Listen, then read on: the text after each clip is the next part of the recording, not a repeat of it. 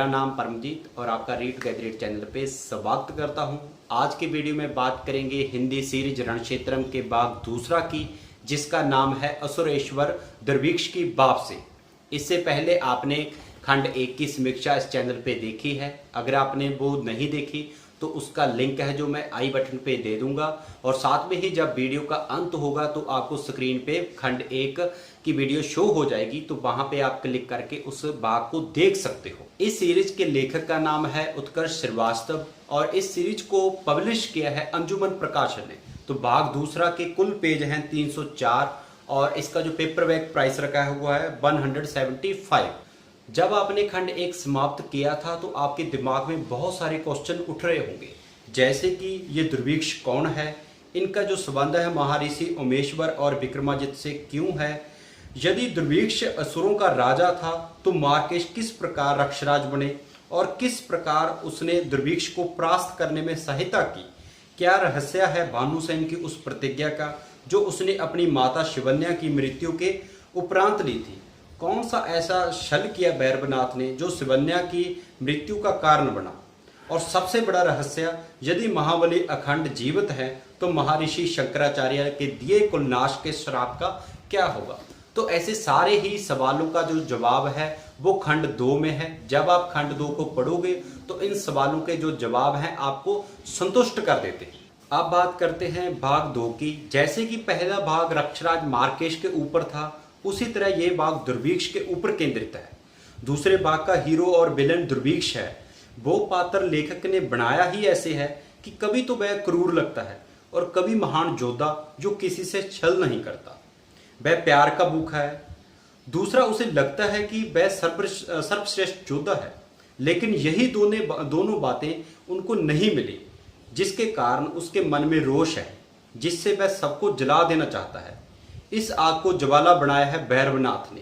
भैरवनाथ जो पहले भाग में भी विलन होता है, जो इतने छल करता है, एक दूसरे को विरुद्ध करता है, वही भैरवनाथ इस भाग में भी एक दूसरे को विरुद्ध करता है। जो इस सीरीज में सबसे बड़ा खलनायक है, उसके कारण ही सब एक दूसरे से लड़ रहे होते हैं। तो जब ये आप पार्ट 2 भी समाप्त करोगे तो ये 2 पार्ट भी आपको कई क्वेश्चन छोड़ जाएगा, जैसे कि क्यों दुर्भिक्ष की तलवार धुरधरा को देखकर नीचे हो गई, वर्षों के उपरांत धुरधरा को देखकर दुर्भिक्ष की मनोस्थिति विक्षिप्त सी क्यों हो गई, वो क्या कारण है जो मेघवर्ण महाबली अखंड से द्वेष रखता है, दिग्विजय ने सुनंदा को सरवैया कहकर क्यों बुलाया, आखिर सुनंदा और दिग्विजय एक दूसरे के लिए क्या महसूस करने लगे हैं, क्या होगा जब चंद्रकेतु को इस विषय में ज्ञात होगा। इन सारे प्रश्नों के उत्तर रणक्षेत्रम श्रृंखला के तीसरे खंड में ही प्राप्त होंगे, जिसका नाम है दुर्भिक्ष और धुरधरा। कहानी का प्लॉट है इतना मजबूत है कि आप एक बार पढ़ना शुरू कर दो तो किताब खत्म अपने आप हो जाती है, क्योंकि जब तक पाठक उसको खत्म नहीं करता उसको चैन नहीं आता, और इतनी दिलचस्प तरीके से लिखी हुई है कि आप छोड़ ही नहीं पाते किताब को। आपको लगता है कि आगे क्या होगा, फिर कोई ना कोई पात्र आ जाता है, फिर कोई युद्ध की बात होती है, फिर कोई छल की बात होती है। तो इन सब कारणों के कारण आपको पता ही नहीं चलता कि आपने कब 304 तक पेज पढ़ लिए। लेखक ने कहानी को इतना मोड़ा है कि पाठक को चक्कर आ जाए, पर पाठक इतना घुस जाता है कहानी में कि उसको पता ही नहीं चलता कि कितने पात्र आ रहे हैं, कितने जा रहे हैं।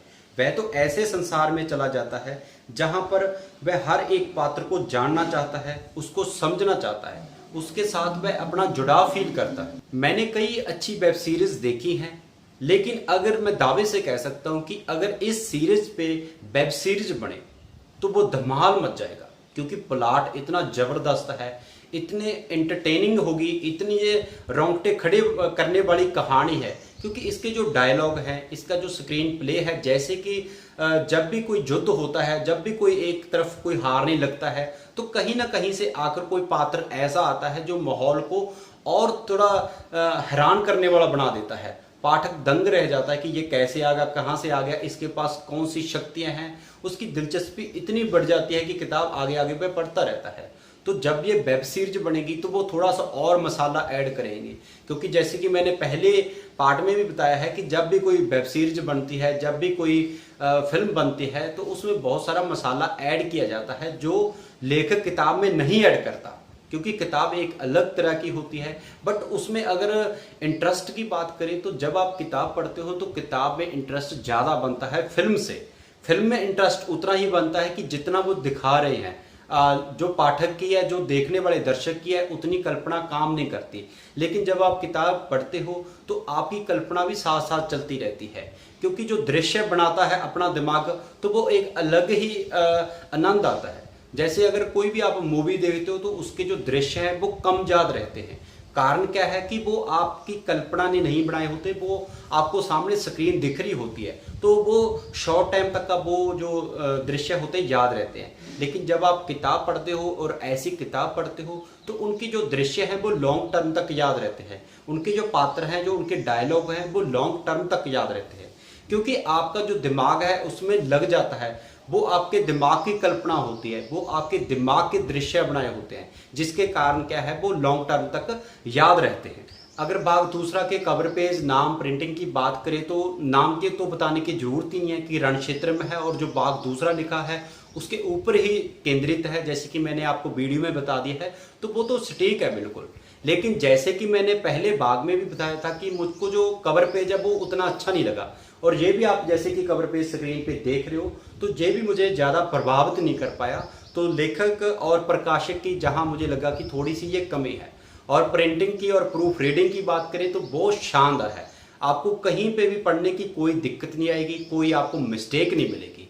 अगर प्राइस की बात करें, जैसे कि मैंने बताया कि इसके 304 पन्ने हैं और पेपरबैक प्राइस रखा हुआ है सिर्फ 175।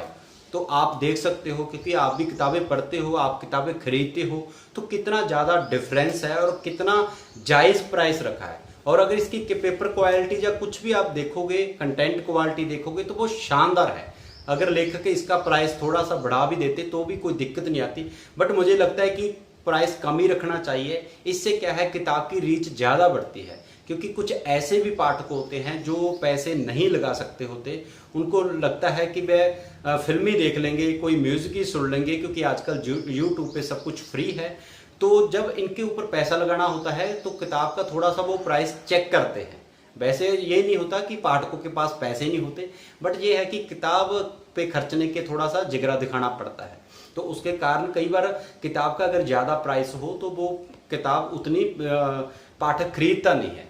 तो इस समीक्षा में बस इतना ही। हाँ, मैंने आपको पात्रों के बारे में उतना नहीं बताया, उसका रीज़न है क्योंकि अगर आपने पार्ट 1 पढ़ा हुआ है तो आपको बिल्कुल भी उसका बारे में जानने की ज़रूरत नहीं है, क्योंकि बहुत सारे पात्र हैं जो वो पहले पार्ट में आ चुके हैं, उनका जिक्र हो चुका है।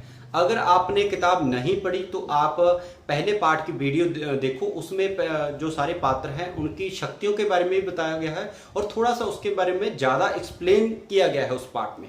तभी मैंने ये सेकंड पार्ट में उनके पात्रों का ज़्यादा जिक्र नहीं किया।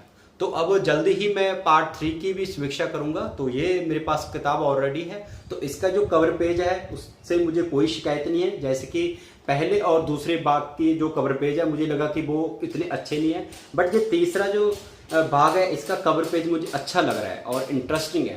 और बाकी मैं दुर्भिक्ष और दुर्धरा के बारे में जानने के लिए बहुत ही ज़्यादा उत्सुक हूँ। तो इस किताब को मैं जल्दी ही पढ़ूंगा, बट जो समीक्षा करूंगा वो थोड़ी सी मैं लेट करूंगा, क्योंकि जब तक आप पहला और दूसरा भाग उम्मीद करता हूँ कि आप पढ़ लोगे तो फिर आपकी तीसरे भाग की समीक्षा में थोड़ा सा ज़्यादा इंटरेस्ट बन जाएगा। अगर आप किताब खरीदना चाहते हो तो मैं डिस्क्रिप्शन में लिंक दे दूंगा। वैसे पहले भाग के डिस्क्रिप्शन में भी इसका लिंक दिया हुआ है, तो आप एक साथ 5 किताबें भी खरीद सकते हो, क्योंकि ये 5 भाग हैं अभी तक। जब आपने एक एक करना है तो वो दूसरा लिंक भी मैं आपको डिस्क्रिप्शन में दे दूंगा।